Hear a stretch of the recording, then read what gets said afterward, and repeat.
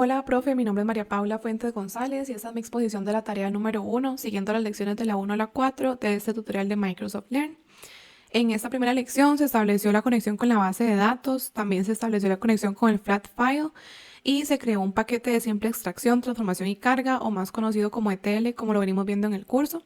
Este paquete extrae los datos de un único origen de un archivo plano y los transforma mediante dos componentes de transformación y de búsqueda. Y luego escribe esos datos transformados en una copia de la tabla de hechos Fact Currency Rate de la base de datos de muestra, que en este caso se está utilizando AdventureWorks WH 2022.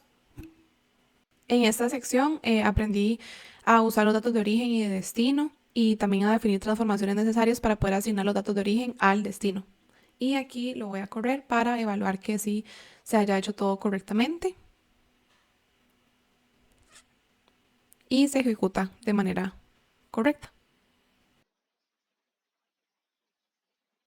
Luego de haber creado el proyecto y el paquete básico, se pasa a la lección 2, que significa la incorporación y configuración del contenedor de bucles for each. En esta tarea se agrega la capacidad de recorrer un bucle en una carpeta de archivos planos y se aplica la misma transformación de flujo de datos de la primera lección que vimos anteriormente. Entonces, este contenedor de bucles for each va a poder conectarse a cada uno de los archivos planos de la carpeta que se seleccionó. Y se puede utilizar el mismo administrador de conexiones de archivos para conectarse a cada uno de esos archivos. Entonces aquí se agregó el for each y dentro de él se agregó la parte de extraer la data del sample currency.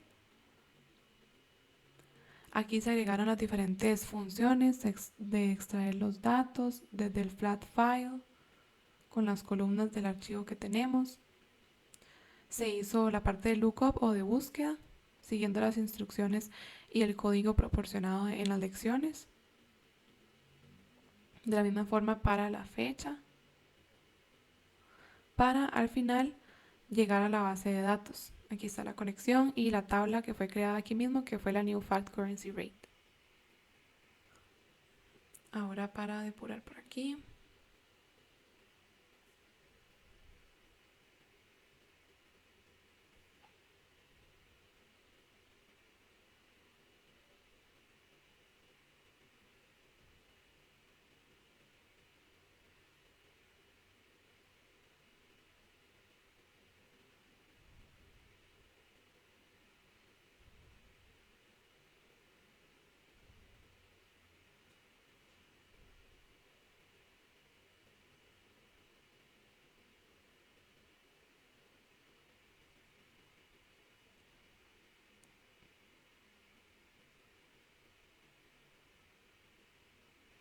Y listo, todo se corrió bien. Voy a parar la ejecución y de todas formas se puede revisar en esta parte los resultados de la ejecución, que todo se corrió, todo se ejecutó correctamente hasta el final, que ya lo detuve yo misma, y se puede ver en esta ventana de salida que se agregaron las 1097 líneas a la tabla de destino desde el archivo que se había hecho del currency VEB.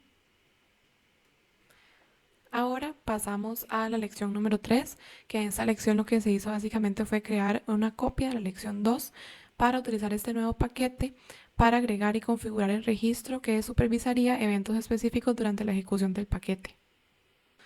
En esta lección lo que hice fue configurar un proveedor de registro de archivos de texto para poder registrar los eventos de Pipeline Execution Plan y también Pipeline Execute Trees. El proveedor de registro de archivos de texto creó varios registros que se pueden ver y transportar con facilidad. Algo bueno de esto es que la sencillez de esos archivos de registro hace que sean útiles después durante la fase de prueba básica de un paquete. Y también se pueden ver las entradas de registro en la ventana registrar eventos, siempre aquí del diseñador de SSIS. Y para comprobar el funcionamiento lo vamos a ejecutar.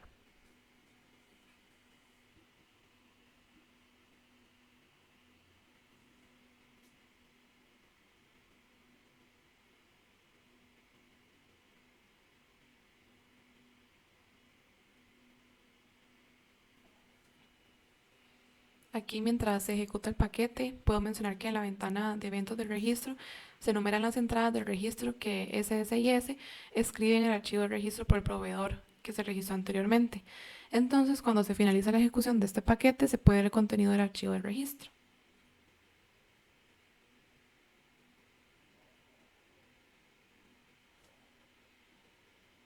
Listo por acá. Voy a detener para ver aquí este log, resultados de la ejecución. Todo se ejecutó correctamente. Listo, todo ejecutado hasta que se detuvo. Y ahora con el bloc de notas o también con cualquier otro editor de texto, vamos a ir a donde se destinó la carpeta, donde está guardando el log de todo lo que acaba de pasar. Aquí podemos ver en dónde fue que se guardó. En este caso se guardó en mi computadora, ¿verdad? En C, en usuarios, en mi usuario y donde está guardado este proyecto. Entonces podemos ir por acá.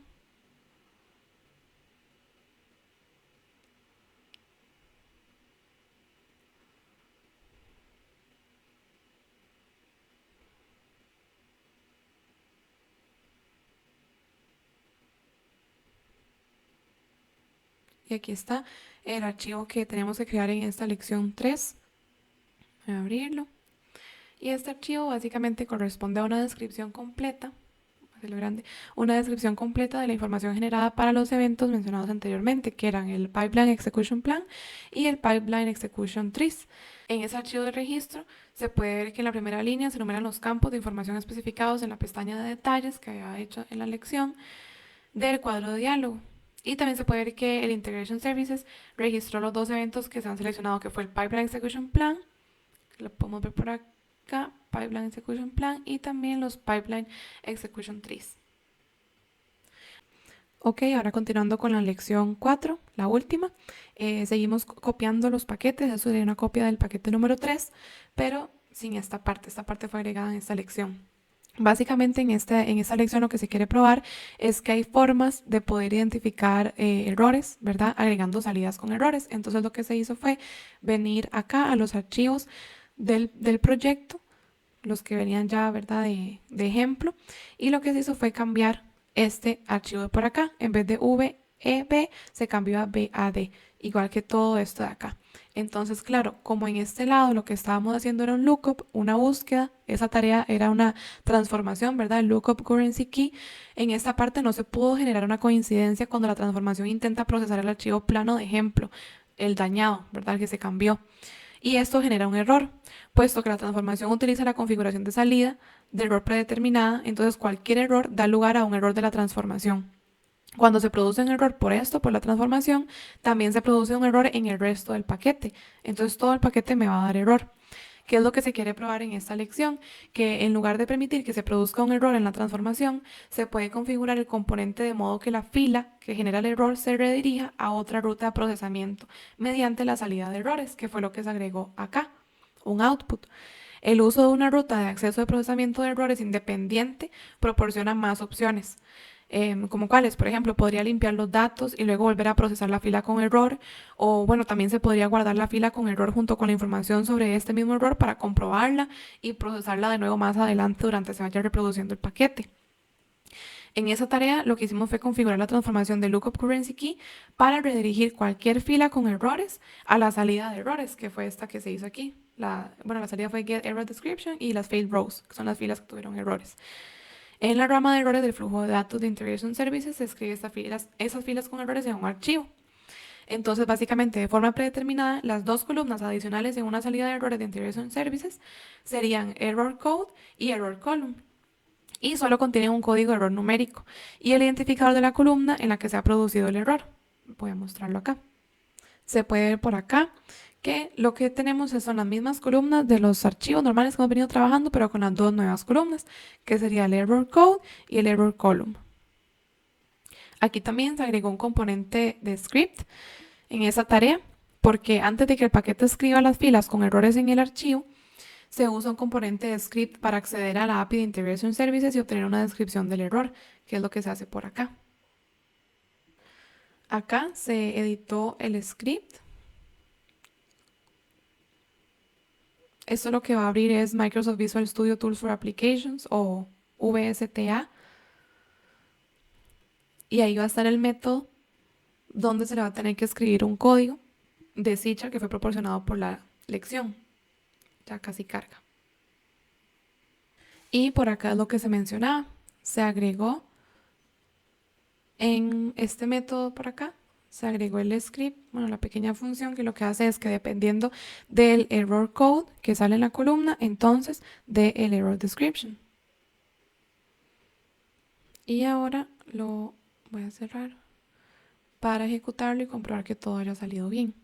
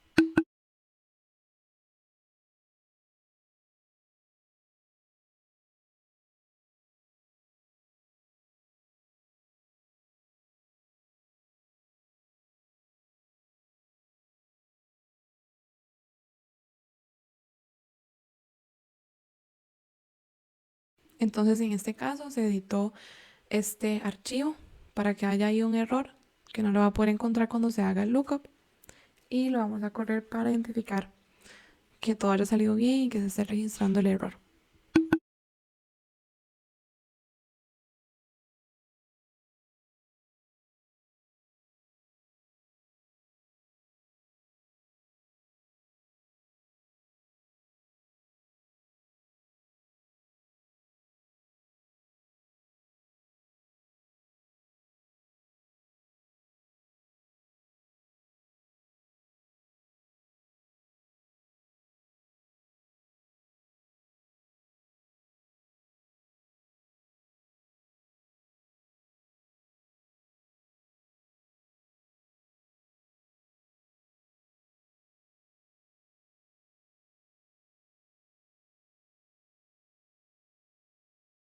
Listo, ahora que ya corrió, lo voy a detener.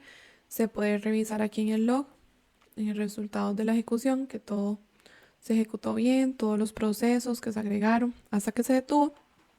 Y para ahora, en vez de dar error en el paquete completo, si no se encuentra algún archivo en específico, lo que hace es que va a mandar este error con el script que hicimos.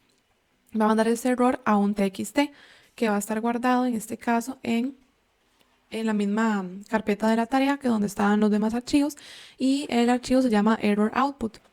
Entonces ese se abre y nos debe mostrar el error que se tuvo, ¿verdad? Que eso seguía con el script que había mostrado anteriormente, con el código del error. Y nos va a mostrar también la descripción, que es la descripción que estábamos viendo antes, que no hizo match durante la búsqueda. Entonces, para recapitular, todas las filas del archivo que contienen el valor bad, que fue el que se había cambiado, no van a tener coincidencia, que van a generar este código de error. Que significa que la fila no produjo ninguna coincidencia durante la búsqueda. Entonces ahora, en vez de parar y de hacer error en todo el paquete va a correr y nos va a mandar un texto, un archivo de texto donde podamos ver cuáles errores se produjeron, cuál código tuvieron y cuál es su descripción respectiva. Y listo, profe, ese sería mi proyecto. Bueno, mi tarea número 1, nombre de María Paula Fuentes González. Aquí en la espacio para subir voy a estar subiendo el archivo con el proyecto y también con esos archivitos para que lo pueda correr en su computadora. Muchas gracias.